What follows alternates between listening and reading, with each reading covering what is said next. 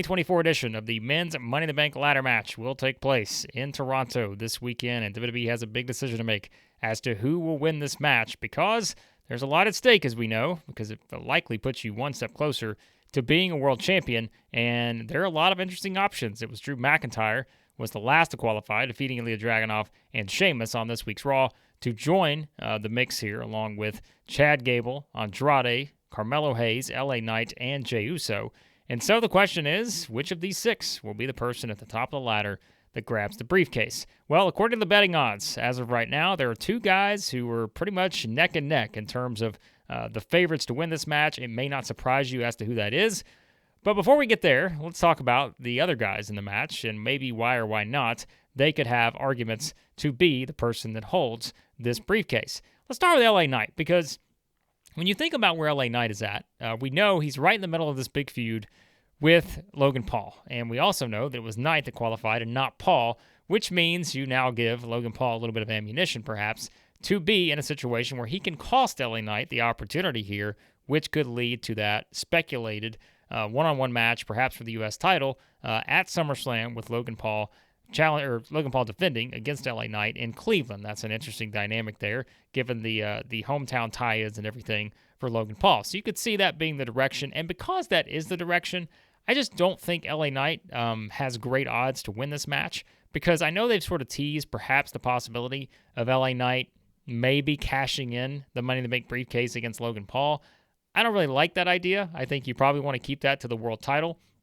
And so for that reason, I will probably take LA Knight out of the running here. Although, if you're talking about it from a popularity standpoint, he is the third most over star in this. And you could even say, you put him on equal level with a McIntyre or Jey if you wanted. But this would be a signature moment for LA Knight. And people have been waiting for that other than the WrestleMania win against AJ Styles.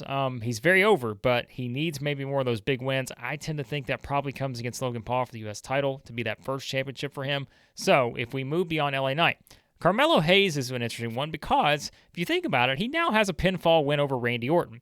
And if you want to feel like Carmelo Hayes should get this briefcase and be kind of the longer-term option to be a world champion, you could tie that in by saying, hey, what if Randy Orton defeats Cody Rhodes for the title at some point in the future, which we've all kind of thought may happen down the road.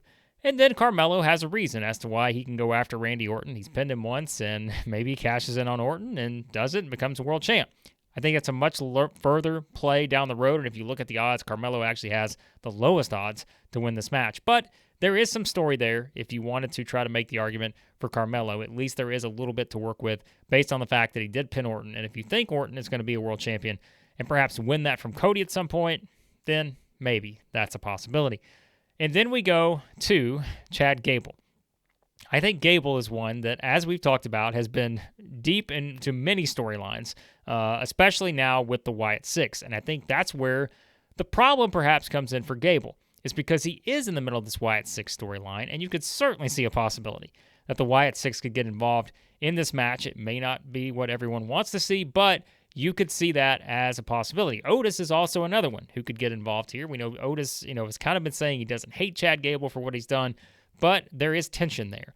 And knowing, like, Gable and his reaction to the Wyatt Sicks, all this other stuff, I think we could see that scenario where they somehow get involved here. Because remember, it also involves Jey Uso. And remember, too, we are getting those two in action next week. It is going to be Jey versus Chad Gable on Raw. The question is, will one of these guys have the briefcase? Well, I think Gable, who is being featured a lot, he's not gotten those, big wins that people have wanted, probably, but he's been featured a lot. And if you want to go a step further with Gable, just like we kind of talked about with Carmelo, Gable does have history with one Gunther. And if Gunther becomes the champion on the Raw side, becomes the world champ, then maybe you could say, hey, give Gable the briefcase. At some point, he gets a chance to challenge Gunther.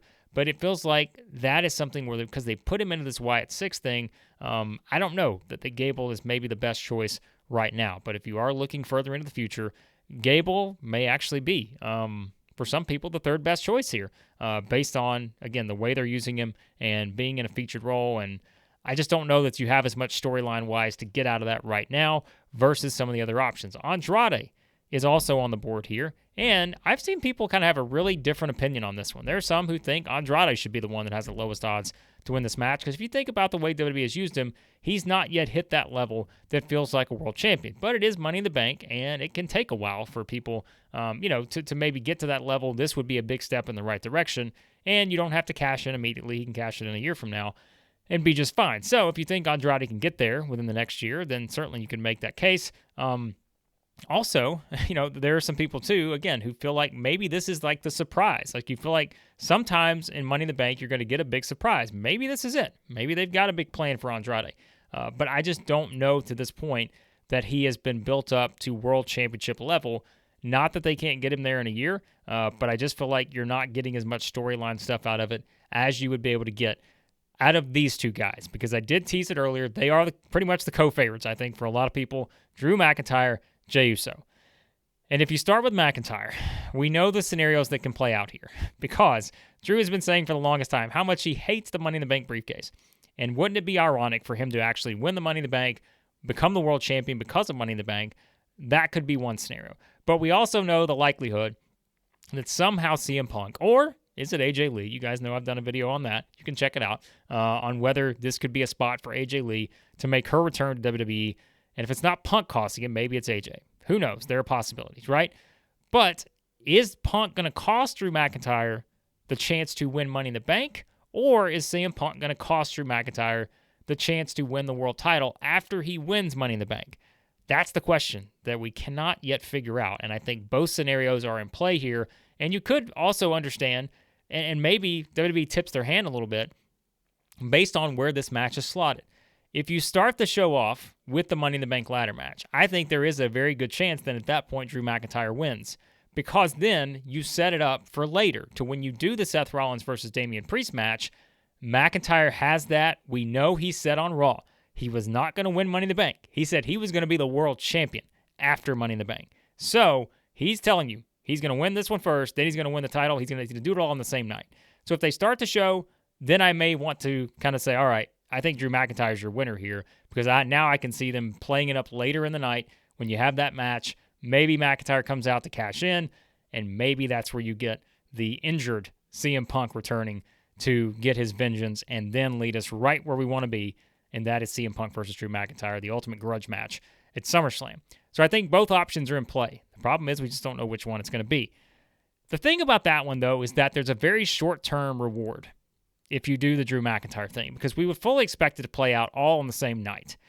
If you want to get the most out of the Money in the Bank briefcase, to me, that means the winner is Jey Uso, because I know there will be some backlash for people, and we know there's been some people that have certainly been outspoken about Jey and the spot that he's been in WWE, but as I've said before, you cannot deny that he is over with the fans. You cannot deny the merch sales. We've talked about those in videos before. He's one of the top merch sellers in WWE, even above some of the other top stars you would think would be ahead of him. And yet, here he is, right, with the opportunity to get a step closer to being a world champion. He's had world title shots before. He's come up short, right? And that's where I do wonder a little bit, because he has already had those opportunities, and he's come up short in each of those. And I think that is a scenario where we can make me a little more hesitant to say, it should be Jey, because he's been there before. Remember, a year ago, he pinned Roman Reigns, then went and had the match at SummerSlam, lost to Roman Reigns. I know some people were disappointed in that, in terms of how the match played out. And there were certainly people disappointed in the Jey versus Jimmy match at WrestleMania. But if we're talking about short-term with Drew McIntyre versus long-term with Jey Uso, if Jey's going to come all the way back around to the Bloodline story, and he is factored back into this, there is so much you can do with Jey having the Money in the Bank briefcase to be the champion, that I think it's too good to sort of ignore here, this opportunity. Because you can use that within the saga of the Bloodline. If you're bringing Jey back into it, once Roman returns, all of this, there's a lot of things in play at that point. And I think also you can build some tension with Jey and potentially a Cody Rhodes, because I know we're talking Raw versus SmackDown, but you guys know my thoughts on this brand split. At any time, WWE can just be like, hey, let's just have people go to different shows. All he needs a reason. And so I'm okay with that. I don't care about the hard brand split as much as I used to, because I think it's, how do you tell me the best story? Jey having the briefcase. And having that as sort of the device where at every turn there's tension with the bloodline. They want to get that off of him. They want to make sure Jey is never the world champion. Jey could be teaming up with Cody in different scenarios. If there is like that big War Games, maybe Cody's involved. I know people have pitched that idea. How do you play up that with Jey having that and wondering what happens if Cody's taken out? Like, could Jey cash in? There's a lot of tension there. And we know that's kind of the name of the game with Triple H. Even the factions that seem to be sticking together, right? Like the Judgment Day, there's tension with lots of different members. We've seen that. The Bloodline, still a little bit of that hesitation from the Tongans when it comes to Jacob Fatu. They know how dangerous he is. We're not saying there's going to be breakups in different spots, but it's having that tension on screen between different characters. Having Jey with the Money in the Bank briefcase, I think, gives you the most of that for the long term.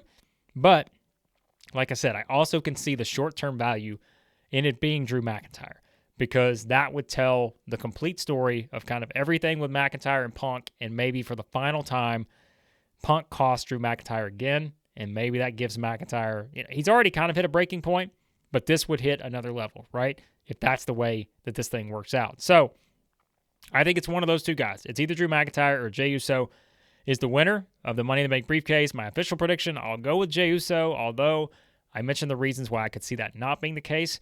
But I think just to have Money in the Bank tied into the Bloodline and where they're going with this, it's very fascinating. And I think there's a lot of opportunity there if you want to do it that way. But we could also say, do the Bloodline get involved here and cost Jey, just like maybe Punk could cost McIntyre? This could be interesting. I think this is one of the more unpredictable matches in terms of how this thing plays out, because we can see all the potential ways that each of these guys could win in different, kind of facets, but we could also see ways that someone perhaps could cost some of the favorites here to keep them from getting that briefcase and moving a step closer to being a world champion, perhaps. So, as always, you guys let me know your predictions. Who is going to win the men's Money in the Bank ladder match 2024 edition? And who do you think are the favorites? Who do you think is kind of the wild card in this? And how do you see it playing out? As always, be sure to subscribe button, hit the like button on your way out, and let me know your predictions for WWE Money in the Bank, the men's ladder match in Toronto.